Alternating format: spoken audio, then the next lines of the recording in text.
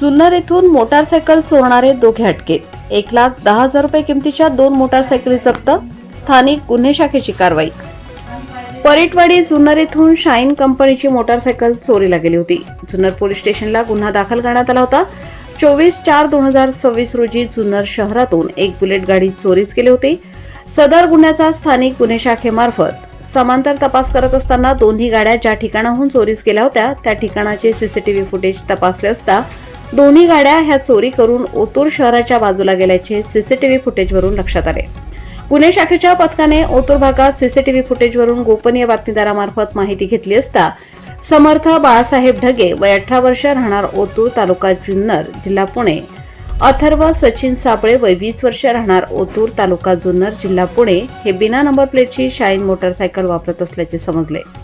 दिनांक 7/5/2026 रोजी वरील दोन्ही इसम हे कुमशेत फाटा जुन्नर येथे येणार असल्याचे गुन्हे शाखेच्या पथकाला गुप्त बातमीदारामार्फत समजले.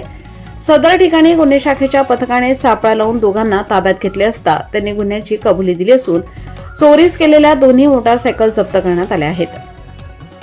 सदर आरोपीची वैद्यकीय तपासणी करून पुढील कार्यवाहीसाठी जुन्नर पोलिसांच्या ताब्यात दिले आहे.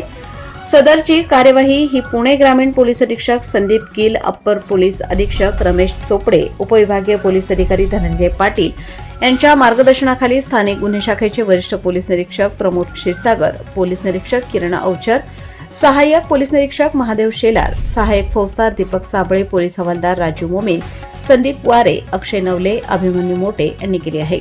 राज्यसत्ता न्यूज ब्युरो जुन्नर.